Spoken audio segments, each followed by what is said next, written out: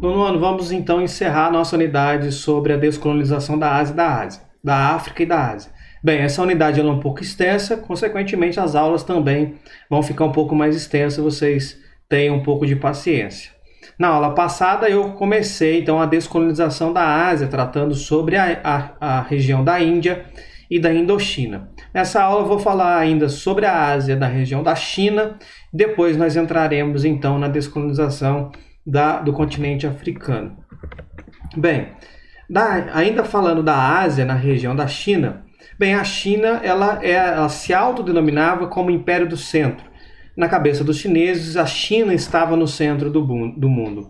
E a China era uma região bastante cobiçada pelos imperialistas europeus. Era uma região muito próspera, muito rica, e é uma região que teve vários entrepostos dos imperialistas no seu litoral, tá certo? Os europeus, sobretudo. A exploração da China originou movimentos e conflitos, como, por exemplo, a Guerra do Ópio e a dos Boxers. Nós estudamos isso lá na unidade sobre a colonização dessa região. E vai ser finalizada com a Revolução Comunista, liderada pelo Mao Tse-tung em 1949. Bem, havia um imperador, o Puyi, da dinastia Manchu, foi destituído do cargo por um golpe de Estado e aí vai ser proclamada uma república em 1911. O Sun Yat-sen vai se tornar o primeiro presidente dessa república e vai fundar o Partido Nacional chamado de Kuomintang. Logo em seguida vai nascer também o Partido Comunista Chinês, o PCC, liderado pelo Mao Tse-tung. Esse partido ele nasce pequeno, vai ganhando muita força, até o momento em que o Chiang Kai-shek chega ao poder e começa a perseguir o Partido Comunista. O Mao Tse-tung, para fugir então da perseguição, vai promover uma longa marcha no território chinês de 9.650 quilômetros entre 31 e 34, tá? Para conseguir fugir dos ataques nacionalistas e conseguir novos adeptos. Até que em 36 o Japão vai invadir o leste da China. E agora inimigos internos e inimigos políticos, ou seja, o Partido Comunista Chinês e o Partido Nacional, o Kuomintang, têm um inimigo em comum, que é o Japão. Então eles vão parar com os conflitos entre eles, vão se unir contra esse inimigo em comum e vão conseguir expulsar os japoneses em 1945. Depois de conseguir expulsar os japoneses, já que eles não têm mais um inimigo em comum, eles voltam a enfrentar um ao outro. Até que Mao Tse-tung, então, vai tomar o poder e vai proclamar a República Popular da China em 1949, o movimento que ficou conhecido como a Revolução Comunista da China, a Revolução da China. O Chiang Kai-shek vai fugir para a Ilha de Formosa, que ele era então o presidente, ele foge para a Ilha Formosa, que é também chamada de Taiwan. E lá em Taiwan vai ser implantado então um governo capitalista e tem conflito até hoje entre a China continental e Taiwan, certo? A Ilha Formosa. O Mao Tse-tung, como ele então era líder do Partido Comunista, ele pretendia uma sociedade comunista, evidentemente. Então ele vai tomar algumas medidas que era típica desse modelo naquele momento, expulsando os estrangeiros no país, confiscando fábrica, promovendo uma ampla reforma agrária, fazendo distribuição de terra no interior do país e acabando com aqueles privilégios de classes. E vai lançar um plano econômico chamado Grande Salto em Frente, em 1957, que tinha como objetivo acelerar a economia num curto espaço de tempo, para tentar elevar também a sua produção industrial. Sobretudo para aumentar a produção de alimentos, porque boa parte do país passava fome, então para resolver o problema da fome que atingia grande parte da população, ele queria aumentar a produção de alimentos. Então, tanto os camponeses, pecuaristas, pescadores vão ter um forte apoio do Estado e eles vão ter um recorde de produção. O problema é que não havia vias de escoamento desses produtos. Como são produtos perecíveis, são produtos que perecem rapidamente, eles precisavam ser deslocados para as outras regiões também rapidamente. Mas faltava essas vias de escoamento, não tinha estradas, infraestrutura suficiente para esse produto chegar em todas as regiões do país. Então o que aconteceu? Em lugares que teve grande produção, teve excesso de produtos. Em outros lugares faltou. Então não conseguiram fazer essa distribuição dos produtos. Acontecendo então dos produtos apodrecerem, perderem esses produtos, uma vez que eles são produtos que perecem rapidamente. O Mao Tse Tung, como um bom ditador, vai tirar a culpa das suas próprias costas, porque ele era o responsável em criar uma infraestrutura para o escoamento do produto. Ele vai culpar os trabalhadores pelo fracasso. E aí vão dizer que os trabalhadores fracassaram porque eles estavam corrompidos pelo modelo capitalista, que ainda estava na cabeça deles o modelo capitalista. E segundo Mao Tse Tung, não adiantava mais tentar transformar as pessoas mais velhas, perceber que o capitalismo era um problema. Então ele tinha que focar nas novas gerações, os jovens que já iam crescer sabendo que o capitalismo era um problema e que o sistema melhor para eles seria o comunismo. Então ele vai defender uma sociedade igualitária. Para ele, uma sociedade igualitária só ia se concretizar com uma nova geração sem os vícios da geração antiga. Então ele vai lançar a chamada Revolução Cultural em 66 para tentar atrair os jovens a causas socialistas e aí tentar apagar definitivamente os traços imperialistas e os hábitos burgueses. Isso ele vai fazer com uma forte doutrinação na educação. Então ele vai dominar as escolas, vai doutrinar esses jovens, e esse processo vai durar aí de forma mais radical por pelo menos uma década, fazendo basicamente uma lavagem cerebral nos jovens, mostrando para eles o terror do capitalismo e as grandes vantagens do socialismo. Claro que sempre ocultando os problemas de um e os benefícios de outro, aquela propaganda ideológica que nós já vimos na matéria sobre Guerra Fria, tá certo? Então, muitas perseguições vão ser promovidas, inclusive dos próprios seguidores do Partido Comunista, que eram contra esta radicalidade do partido, tá certo? A China, então, vai ficar fechada para as relações internacionais, para as relações com outros países até 1980. E aí, quando o Mao Tse Tung morre em 86, vão surgir novas lideranças na China que vai estabelecer relações diplomáticas e comerciais com outras nações, fazendo então uma abertura da China. Atualmente a China tem uma economia muito forte, ela vem se transformando no cenário econômico mundial, de forma que hoje ela é ainda considerada a segunda potência econômica e quase ocupando já a primeira posição, tirando aí o lugar dos Estados Unidos. Bem, agora a África, a descolonização da África, ela vai acontecer mais tarde do que na Ásia, ela vai demorar um pouco, vai começar ali por volta de 1955 e vai impulsionar uma série de guerras civis ali na África. Vai ser muito mais difícil todo esse processo, e essas guerras vão ser motivadas por conflitos étnicos e tribais de povos que já moravam naquela região, e os europeus acabou colocando inimigos dentro do mesmo território e vai gerar uma série de problemas. Vamos começar então com a Argélia, no continente africano. A Argélia, localizada na região do Maghreb, na sua história ela foi dominada pelos berberes inicialmente, e depois vai ser dominada pelos árabes no século VIII. Por isso que naquela região predomina ainda o Islã e o idioma árabe. Então o idioma falado na Argélia é o árabe e a religião predominante é o islâmico. Mais tarde chegam os franceses no século XIX e ocupam essa região. Então, quando chegam, o que predomina ali já é uma relação com os árabes muito forte, com a cultura árabe pelo menos, tá certo?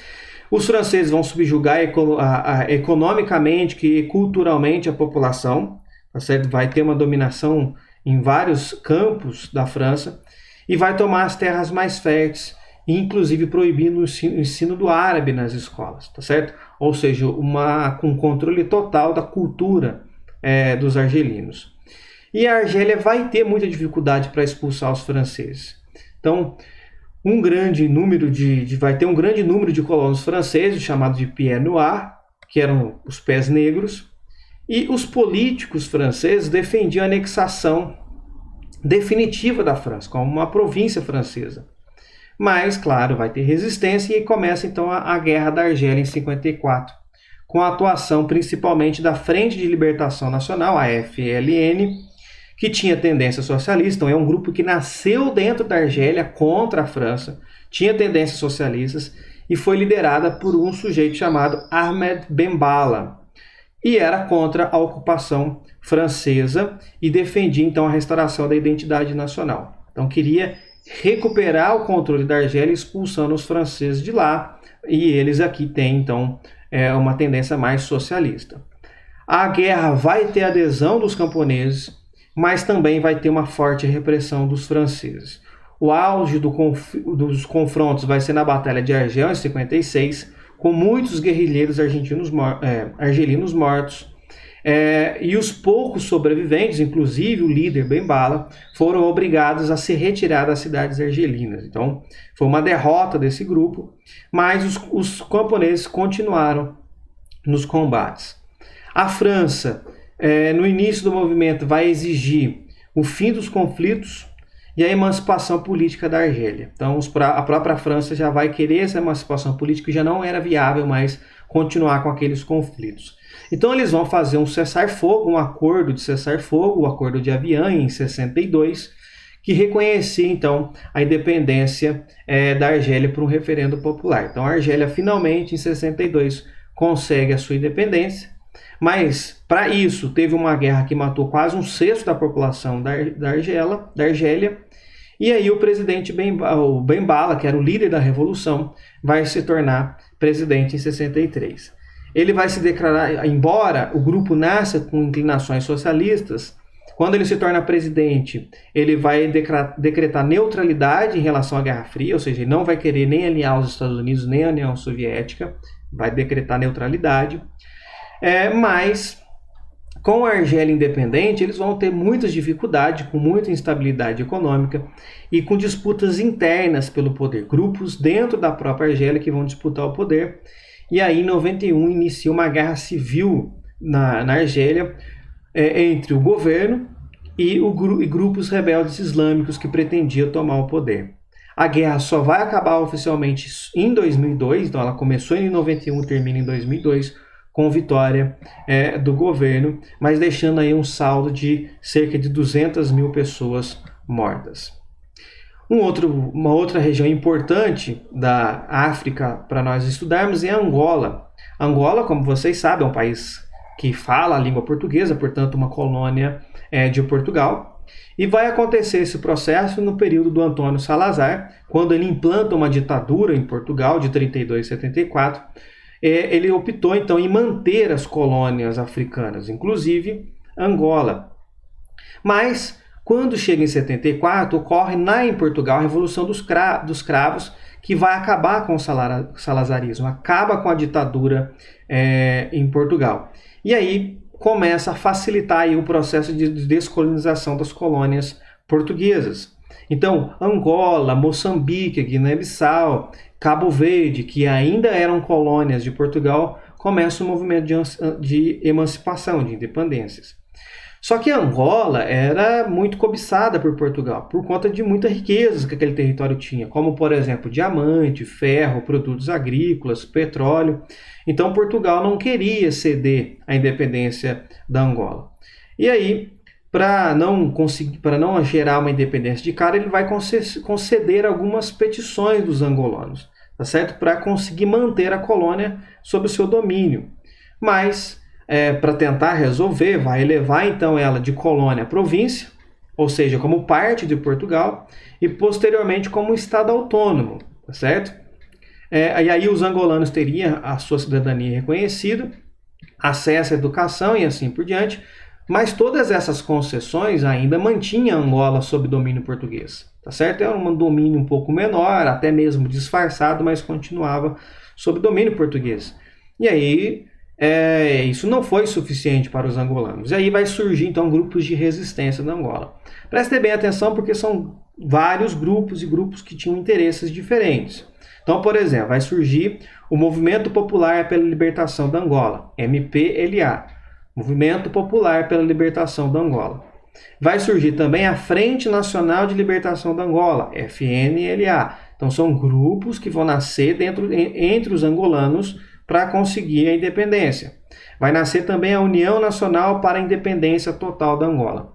Gente, é importante entender esses grupos porque alguém pode questionar, mas se eles tinham o mesmo objetivo, que era a separação de Portugal, por que eles não se uniram, então formaram um grupo só mais forte para expulsar Portugal? O problema é que cada grupo tinha uma ideia diferente para o que vinha depois. Então não é só com relação a expulsar Portugal, mas é o que fazer depois que Portugal sair. Que tipo de governo vai ser implantado com a saída de Portugal? Então, por exemplo, eles lutavam pela emancipação, mas a Frente Nacional de Libertação da Angola e a União Nacional pela Independência Total da Angola era apoiada pelos Estados Unidos, portanto tinha inclinações mais capitalistas. Agora, o movimento popular de libertação da Angola tinha apoio da União Soviética e da China, portanto tinha uma inclinação socialista. E aqui é importante porque o grupo que assumir o poder vai se inclinar ou para um lado ou para o outro, tá certo? E aí Portugal viu que aquilo ali era uma bomba para eles, então resolveu conceder a independência da Angola em novembro de 75 com o Acordo de Alvor. Mas antes mesmo do ato ocorrer, o Movimento Popular pela Libertação da Angola, que vocês viram que tinha apoio da União Soviética e da China, vai tomar a capital Luanda antes mesmo do acordo ser concluído, tá certo? Proclamou a independência da região, da Angola, mas aí a Frente Nacional, que tinha inclinações, que tinha apoio dos Estados Unidos, vai ocupar a região norte da Angola.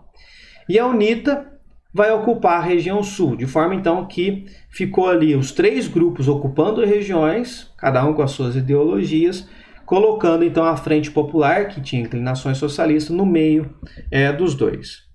Aí o Agostinho Neto, que era líder do movimento popular, vai assumir o poder da Angola e, como ele era apoiado pela União Soviética, ele pretendia um governo socialista.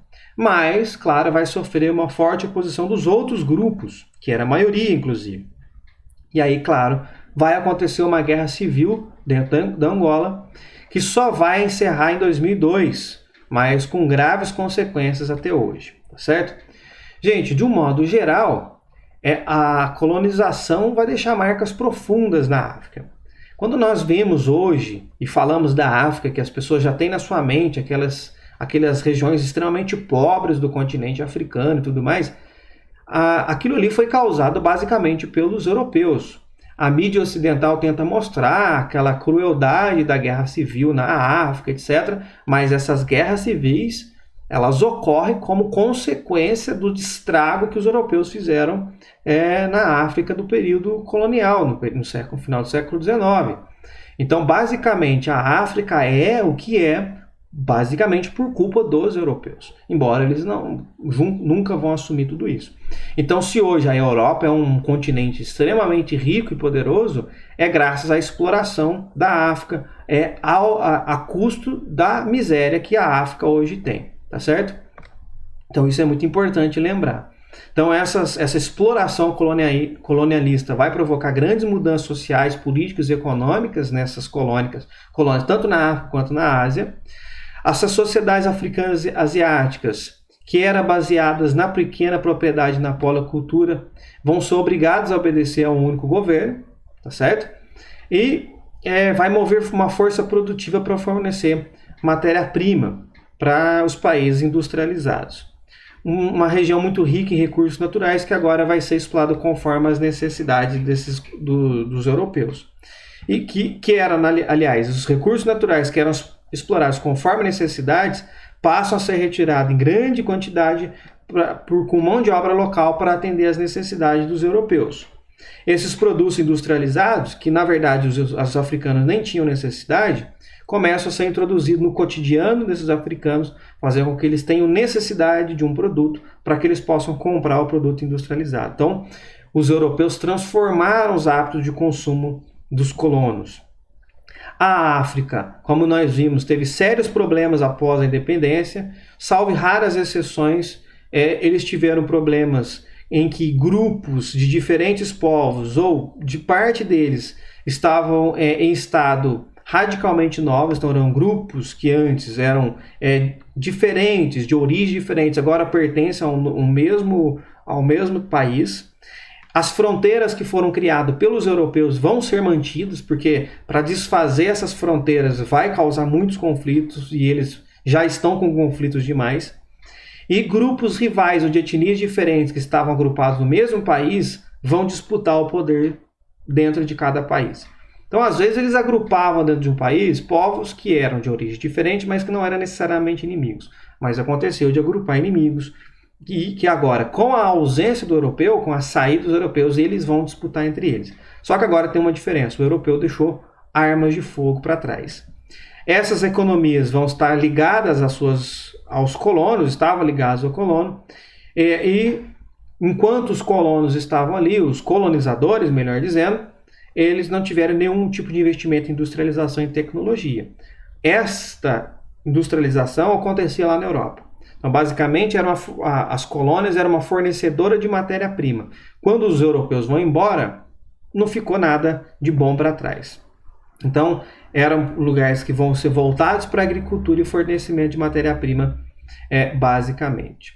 A África vai ter um modelo que contribuiu para a formação de muitos países pobres. A forma com que foi organizado vai gerar países pobres. Agora, na Ásia, a maioria dos novos estados que surgiram continuaram com sistemas antes da colonização. Então, basicamente, a África, como manteve a estrutura que os europeus imporam, ela vai sofrer muito com a pobreza, vai ter conflitos frequentemente. A Ásia, ela conseguiu se livrar do dominador e também de toda a estrutura que os dominadores trouxeram. Eles tentaram recuperar aquilo que já existia antes da chegada desses dominadores. Então conseguiram civilizações mais consolidadas, tá certo? Bem, vocês perceberam que essa aula foi um pouco longa, por isso eu falei um pouco mais rápido. Caso tenha alguma dúvida, vocês vejam novamente ou mandem perguntas, tá certo? Essa matéria, gente, ela é muito importante, basicamente para nós entendermos. Por exemplo, a situação da África e da Ásia, de muitas regiões desses dois continentes que sofrem com pobreza e tudo mais, com miséria, saber da onde nasceu esse problema. Porque dá a impressão que a Ásia e a África sempre foram continentes miseráveis. E não. A África já foi um lugar próspero, a Ásia já foi um lugar próspero, é o que é em decorrência de um processo de exploração para obtenção de lucro de grandes empresas e também de países, tá certo? Então, caso tiver dúvida, revejam ou mandem as suas perguntas que eu posso ajudá-los.